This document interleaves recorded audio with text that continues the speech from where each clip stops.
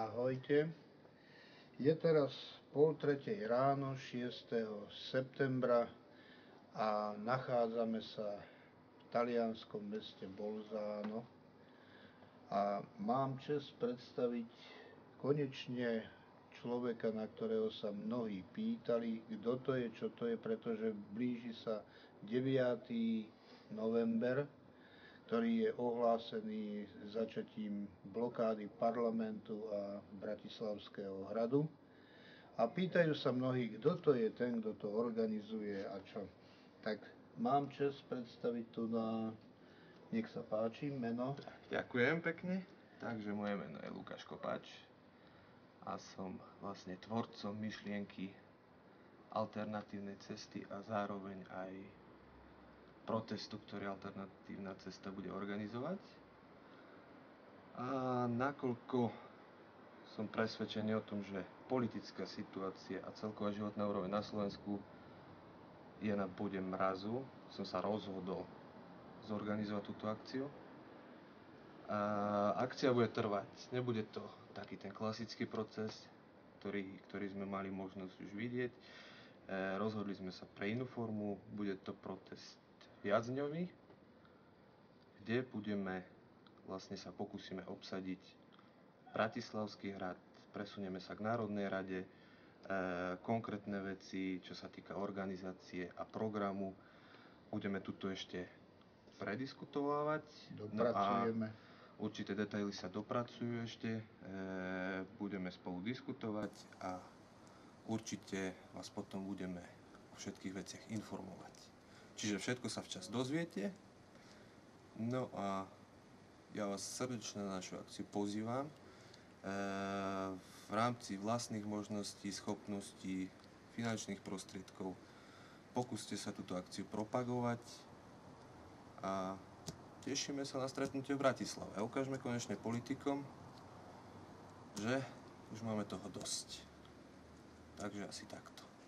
Ja by som doplnil, že my sme sa tu ešte o mnohých veciach porozprávali, niektoré dorobíme, dopracujeme tieto veci, ale sme si poprvé povedali, že aby sa nestalo, že sa budeme nejako členiť, rozčleňovať, to znamená, že to bude čisto výlučne občianske stretnutie. Žiadne, nechceme, aby sa prezentovali tam nejaké skupiny, nejaké združenia, politici, bude to apolitické stretnutie, takže chceme, aby to boli občania, aby nás nerozdeľovalo niečo, ale vlastne aby sme sa spojili. Návrh bol, aby na stránke Alternatívna cesta, aby sa príspevky, ktoré sú ďalšie z iných zoskupení, aby sa zlievali, dá sa povedať, na túto stránku. A bavili sme sa, že zatiaľ zameranie by bolo na 3 body a k ním sa doplní teraz 1 bod a ešte sa uvidí ďalšie, to je proces priebehu. Poprosím, ktoré to boli tie 3 body? Takže prvý bod je vlastne nastolenie priamej demokracie. Priamu demokraciu, o tom sa budeme baviť ďalej, ale krátke by som to asi zhrnul, tak našou prioritou je dať konečne občanom možnosť rozhodovať, spolu rozhodovať o chode krajiny, o dôležitých veciach, ktoré sa týkajú krajiny. Jednoducho je to naša zem, je to náš majetok a my máme právo rozhodovať, čo s našim majetkom sa stane a čo sa s ním nestane. Čiže my občanom musíme dať možnosť spolu rozhodovať o celom chode našej republiky. A týmto možno dosiahneme aj to, že Slováci sa trošku preberú z tohoto spánku, v ktorom sú a začnú sa aktívne zaujímať o veci, ktoré sa dejú na Slovensku. Lebo máme tu veľa stránok, veľa ľudí, ktorí tvoria vlastne rôzne správy, propagujú rôzne materiály, o ktorých ľudia, ktorí na to nemajú čas alebo nechcú, jednoducho nevedia o nich a sú to závažné veci. A o týchto veciach sa musíme začať rozprávať a tieto veci musia výsť na verejnosť, aby ľudia naozaj videli, aj tí najzaslepenejší, aby naozaj videli, ako to na tom Slovensku funguje. Áno. Druhým bodom by bolo? Druhým bodom by bolo ten tzv. Švédsky model, čiže aby každý pracujúci človek mal proste právo na ten svoj slušný život, lebo podľa mňa nie je únosné, aby na Slovensku pracujúci človek žil na úrovni žobráka, dá sa povedať. Aj napriek tomu, že pracuje, že odvádza dane a proste keď sa dožije toho dôchodku, tak dostáva takú almužnu, za ktorú keď si zaplatí energie, zaplatí si nájom, zaplatí si lieky, tak mu nezostane naozaj na to vyžitie absolútne nič. Čiže toto je sa aj bavili tu, že sa čudujú niektorí ľudia tuto, že ako my dokážeme z toho platu vyžiť a platiť nájom, elektriku a ostatné veci. Áno. Ceny potravín. No Slováci sú zázrační v tomto. Slováci sú naučení žiť v chudobe. Presne. A tretí bod? A tretí bod je vlastne menová reforma, ale tento bod ešte by som nechcel nejak rozoberať, lebo je to naozaj, je to bod, ktorý potrebuje dlhšiu diskusiu a vlastne keď už budeme v tom štádiu, že by sme ho mohli prezentovať, tak najprv sa o tom bude diskutovať. A ako som povedal, všetky body, ktoré chceme presadiť, nechcem ich presadiť ja ako občan alebo ako aktivista, ale musia ich presadiť sami občania. Čiže znovu musím, ako som na začiatku povedal, my musíme dať možnosť tým občanom rozhodnúť, čo chcú. Ak budú súhlasiť so zavedením duálnej meny, rozhodnú sa tak, budeme ich informovať, čo to je, ako to funguje a potom budú mať sami možnosť sa rozhodnúť, či to tak chcú, alebo tak nechcú. Samozrejme, ako s celým chodom, toto je pre mňa taký ten ťažiskový bod, aby tí ľudia vedeli sami, aby si sami rozhodli, čo chcú. Ale samozrejme, našou úlohou bude tým ľuďom ponúknuť aj iné informácie, nie také informácie, aké sú prezentované v médiách, lebo to sú informácie zavádzajúce, skresľujúce, poloblúdy, polovymysly, polopravdy. Čiže informovať ľudí aj o iných veciach, ako vidia v televízii. To je ten hlavný ďalší bod, spájajúcim bodom vlastne je ten náš pokračujúci boj o RTVS.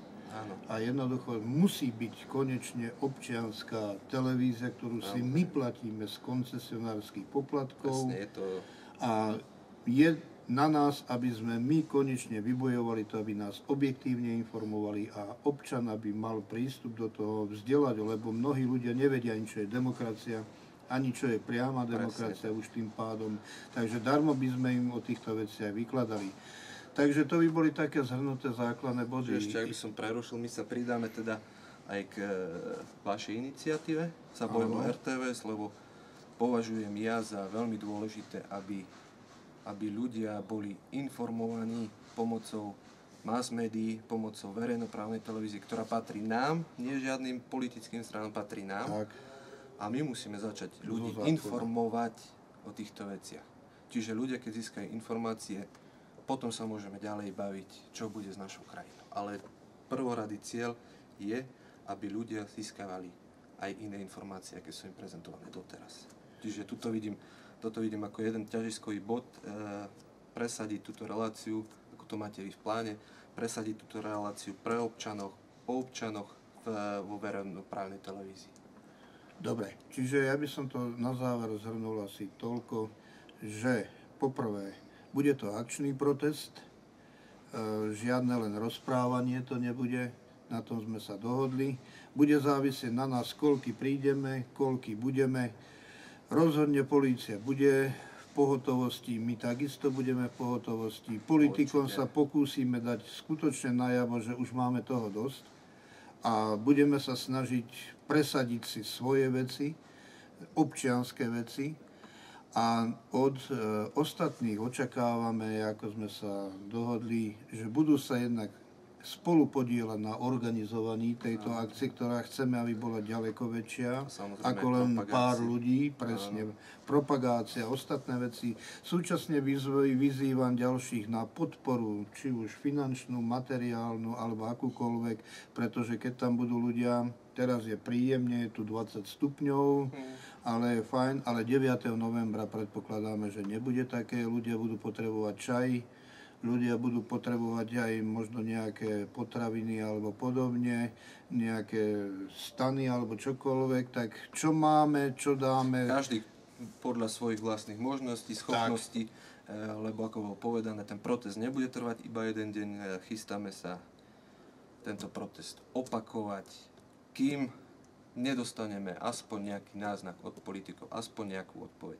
Čiže politici sa môžu prichystať na to, že toto nebude ten klasický protest, kde si povieme pár viet a tým sa to vyriešilo, ale teraz pôjdeme za tým aktívne. Samozrejme nie násilím, ale aktívne. Aktívne sa postavíme na odpor, tak ako nám to garantuje ústava. A my musíme presadiť to, aby ústava už konečne bola, aby sa stala funkčnou, lebo nám ústava neprináša nič. Je to iba zdráp papiera, keď ústava sa musí stať funkčným nástrojom. Nejako je to doteraz. My máme v ústave garantované práva od A po Z, ale nedodržuje sa. Jednoducho sa to nedodržuje. A my musíme doceliť to, aby to, čo v ústave je, aby začalo aj reálne platiť. Čiže my teraz využijeme naše právo postaviť sa na odpor. A toto musia páni politici akceptovať. Čiže nedajte sa nejak odradiť, alebo nemajte zbytočný strach, že by ste mohli byť prenasledovaní, alebo šikanovaní políciou. Vy si idete presadiť svoje právo, ktoré vám garantuje ústava. A tú ústavu nám spravili páni politici. Čiže oni najlepšie budú vedieť, čo v tej ústave je, a už by sa konečne podľa toho mali začať správať. Takže asi tak. Áno, ďakujem. My sme boli totižto zvedaví a vidíte, že tu na Lukáš nie je žiaden extrémista, takže sa nemusíte... Pre mass media určite budem už no zajtra. tak to sme všetci, to je samozrejme. Na to sme už ale zvyknutí. Áno, na to sme zvyknutí, takže nejedná sa o žiadnu pozvánku na nejaký extrémistický protest alebo podobne. Je to, znovu opakujem, občiansky protest, takže aj tí, ktorí tam prídu z tých organizácií, žiadne Kanady, žiadne zástavy, žiadne ostatné veci, jednoducho občania. Je to protest občanov a ako tu to už aj Milan spomenul, nechceme tam vidieť, teda neprajeme si, aby tam boli prezentované, povedal by som, niektoré združenia, ktoré ľudí len rozhádajú a rozdelia. Našim poslaním, alebo našou úlohou, alebo vlastne to, o čo sa my teraz pokúsime, je tých ľudí spojiť. Proti politikom. Proti nášmu spoločnému nepriateľu. Čiže musíme sa všetci my spoločne spojiť. Je jedno, kto v akej organizácie, ale musíme sa spoločne spojiť a hlavne prísť tam ako občania. Čiže trička Thorsteiner, podobné veci, nechajte si doma, zástavy, pospolitosti. Nechcem nikoho urážať, ale nerobí to dobrý dojem. Máme už aj skúsenosti z toho, keď sa na nejakých protestoch takéto vlajky objavili. Viete, ako tie protesty dopadli. Čiže my sa tu pokúsime o nový protest, o niečo, čo tu ešte nebolo. A vyzývam naozaj každého, aby toto rešpektoval. Dobre. Je to pre naše dobro vlastne, aby sme sa vyhli rôznym problémom. Takže ďakujem za pekné prijatie v tomto talianskom meste. Ďakujem. A my už s kolegom Pálkom Krchom budeme musieť utekať za vami na Slovensko, aby sme to pripravili a tým politikom ukázali, že... Takto. Dobre.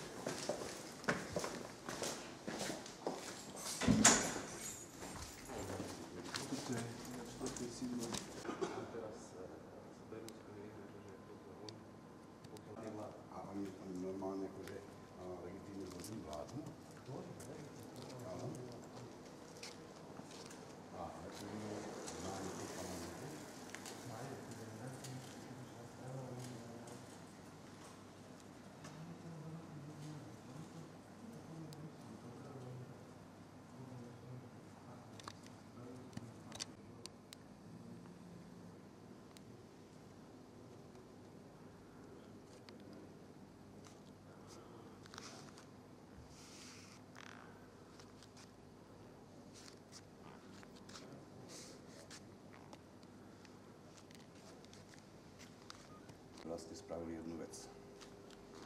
Že čo tam boli pozemky, polnohospodárska pôda, on ju zhabal. On ju zhabal a to povedal, ten, kto pracuje na pôde, na polnohospodárskej, tak ten tomu patrí. No? A on tam vlastne... Ktorým, čo sa týka obcí alebo aj miest, sú aj riešenia, ktoré sú alternatívne a ktorými sa dajú vytvoriť aj pracovné miesta. Ale na Slovensku to všetko blokuje.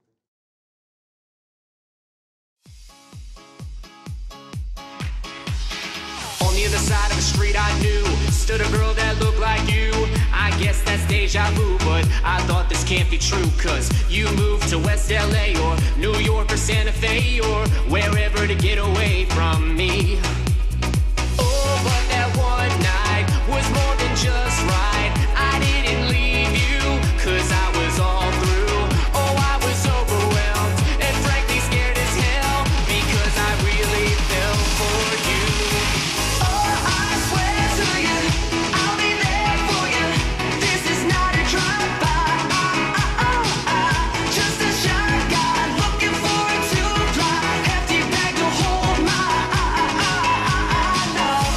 When you move me, everything is groovy. They don't like it to me, the way you do me. Oh, I swear to you, I'll be there for you.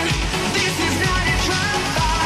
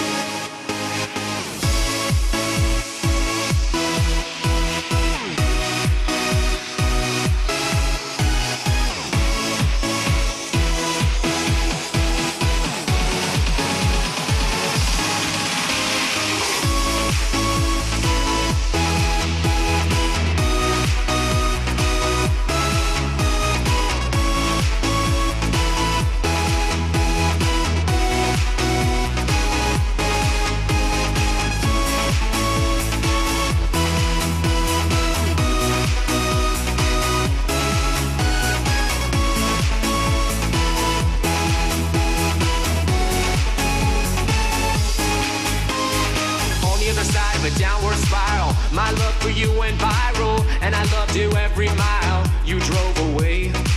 But now here you are again, so let's skip to how you've been and get down to the more than friends at last.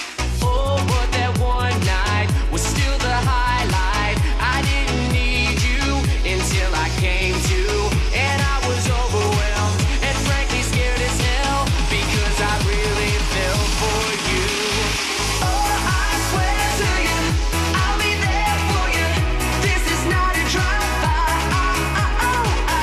Just a shotgun looking for a two-fly.